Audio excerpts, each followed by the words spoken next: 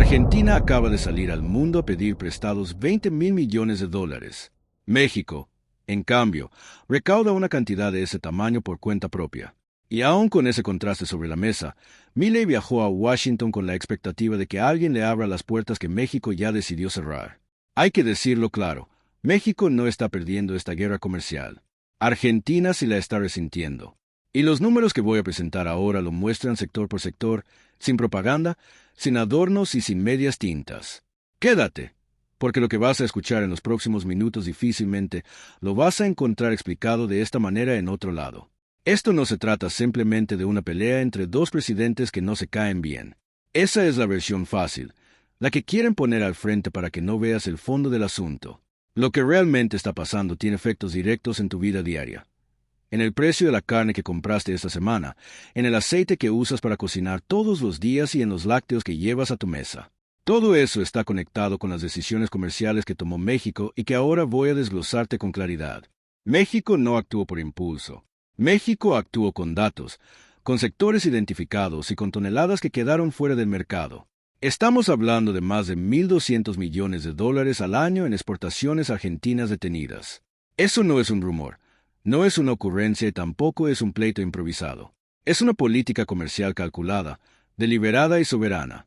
Con esas decisiones se está defendiendo algo que México construyó durante décadas: nuestra ganadería, nuestra industria alimentaria, nuestros productores y las familias mexicanas que dependen de estas actividades.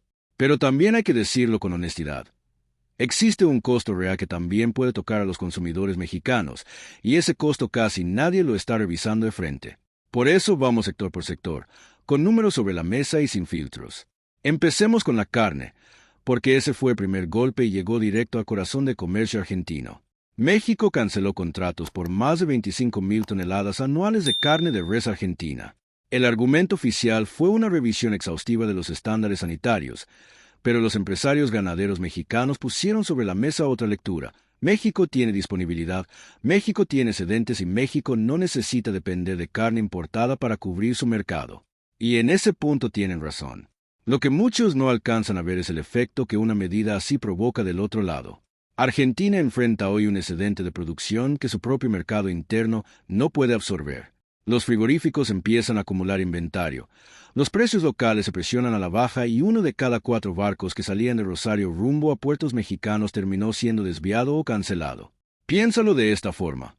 Tienes una fábrica preparada para exportar, con contratos, trabajadores, rutas logísticas y compradores asegurados, y de un día para otro pierdes a uno de tus clientes más importantes. No te derrumbas en el primer minuto, pero empiezas a perder dinero, a recortar márgenes y a operar bajo presión. Eso es lo que, según esta situación, está ocurriendo en las zonas ganaderas argentinas. ¿Y qué implica esto para México? Significa que los ganaderos mexicanos ganan espacio dentro de su propio mercado. Significa más demanda interna, menos competencia de precios artificialmente bajos y una mayor protección para el trabajo de familias mexicanas que viven de la producción nacional. Ese dinero se queda circulando en México, en estados como Sonora, Chihuahua y Jalisco. Son comunidades completas que pueden respirar distinto porque el país decidió defender su producción con una medida soberana. Pero el caso de la carne apenas fue el inicio. Hay otro sector donde el golpe fue todavía más profundo, y ahí los números son mucho más fuertes. El segundo golpe llegó al aceite de soya, y aquí la dimensión cambia por completo. México redujo el cupo de importación argentina en un 60%. Sí, 60%. Esa decisión dejó fuera del mercado 400.000 toneladas que ya estaban comprometidas en contratos firmados. No estamos hablando de intenciones futuras ni de simples conversaciones comerciales. Eran acuerdos existentes, con fechas, precios, volúmenes y nombres sobre papel. Todo eso quedó cancelado. ¿Qué representan 400.000 toneladas? Representan barcos que ya estaban cargados y que ahora tienen que buscar otro destino. Representan procesadoras argentinas obligadas a rehacer toda su operación. Representan pérdidas concretas, despidos concretos y regiones enteras de Argentina que dependen de ese ingreso entrando en una etapa de incertidumbre. Porque el complejo sojero no es un sector menor para Argentina. 6 de cada 10 pesos que ingresan a Argentina por exportaciones vienen de ese sector. En 2024, representó casi el 25% de todas las exportaciones totales argentinas. Por eso, Cuando un flujo de ese tamaño se corta, no se tambalea solamente una industria, se mueve toda la economía. Y México decidió reducir ese flujo en un 60%. Eso no es una medida menor. Es un golpe quirúrgico al corazón de la economía argentina, calculado, preciso y soberano. Ahora viene el vino. Aquí el golpe es distinto, porque se nota más en lo cotidiano, en los anaqueles, en los restaurantes y en el consumo diario. México impuso aranceles del 15% a los vinos argentinos, y el efecto fue inmediato. Más de 2,000 guans de litros mensuales quedaron frenados. En las terminales de Veracruz y Manzanillo permanecieron bloqueadas más de 15,000 cajas de Malbec y Cabernet. Productos con nombre, con bodega, con comprador y con precio, detenidos en puerto. Para las grandes bodegas argentinas, esto representa un problema fuerte, pero para las pequeñas y medianas, puede ser un golpe del que ya no logren recuperarse. Y para México, ese espacio en el mercado no desaparece. Alguien lo va a ocupar.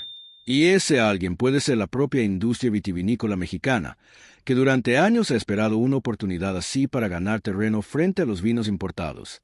Pero lo más importante de toda esta historia todavía no te lo he dicho. Y es algo que cambia por completo la forma en que se debe mirar este conflicto. Hasta aquí, todo parece indicar que México ganó. Y en muchos sentidos sí. Pero hay algo que como mexicanos tenemos que ver de frente, sin propaganda, sin banderas y con honestidad. Estas medidas también nos están costando algo a nosotros. Los cuellos de botella en Veracruz y Manzanillo no son gratis. El volumen de productos bloqueados provoca congestión, costos adicionales de almacenamiento y retrasos en toda la cadena logística. Eso lo pagan primero las empresas mexicanas. Pero cuando las empresas pagan más, tarde o temprano tú también terminas pagando más en el súper. Así de claro. Hay sectores donde cambiar de proveedor no ocurre de un día para otro. No porque México no tenga capacidad, sino porque los volúmenes son tan grandes que el mercado necesita tiempo para reacomodarse. Mientras ese ajuste ocurre, puede parecer un desabasto silencioso, pero real. Y hay otro punto que casi nadie está mencionando. México está importando carne de terceros países con los que no tenemos tratados de libre comercio. Eso significa condiciones menos favorables, precios más altos y menos certeza jurídica para nuestras empresas. Entonces, la pregunta real no es si Argentina está sufriendo. Argentina está sufriendo, y los números lo confirman. La pregunta de fondo es otra. México está usando el poder comercial más grande que ha tenido en décadas con la inteligencia que este momento exige, o estamos pagando un precio que podríamos evitar. Esa pregunta tiene respuesta, y está en el tablero geopolítico completo. Milei volvió a volar a Washington. No fue de vacaciones. Fue a pedirle a Estados Unidos que interceda ante México, que convenza a nuestro gobierno de abrir las puertas que México decidió cerrar. Un presidente que presume defender la libertad de los mercados terminó viajando a pedirle a otro gobierno que le resuelva su problema comercial. Piénsalo un momento. México respondió con una condición clara dentro de las negociaciones del TEMEC. Se respetan los vetos comerciales aplicados a Argentina, sin excepciones y sin negociación en el corto plazo. Eso no es una postura menor. Es México usando su peso dentro del tratado comercial más importante de América del Norte para sostener una decisión soberana. Estamos hablando del mismo tratado que mueve billones de dólares al año entre México, Estados Unidos y Canadá. Argentina quiere entrar a ese tablero. México controla una de las puertas. Y esto ya no es solo un conflicto bilateral. Es un reordenamiento de quien tiene influencia real en esta región, quien mueve mercados, quien pone condiciones y quien decide. Nadie le está abriendo esa puerta a Argentina desde afuera. México decide si abre la puerta o si la cierra desde adentro. Lo ha hecho históricamente, y en este momento México está tomando una decisión de peso. Entonces, hay que decirlo claro, ¿qué es lo que realmente está sobre la mesa? Está un México con el mayor poder comercial que ha tenido en su historia reciente dentro de esta región. Está una Argentina que pierde más de 1.200 millones de dólares al año, con frigoríficos llenos de inventario, bodegas detenidas, barcos cambiando de ruta y un presidente que viaja a Washington en busca de respaldo. También están las decisiones mexicanas que buscan proteger a nuestros ganaderos, a nuestros productores, a la industria alimentaria nacional y a miles de familias en Sonora, Chihuahua y Jalisco que viven directamente de este trabajo. Pero también existe un costo interno que no se puede hacer a un lado si queremos analizar este tema con honestidad. Esto no se trata de una narrativa simple de buenos contra malos. Se trata de poder. ¿Quién lo tiene? ¿Cómo decide utilizarlo y qué precio está dispuesto a pagar para sostenerlo?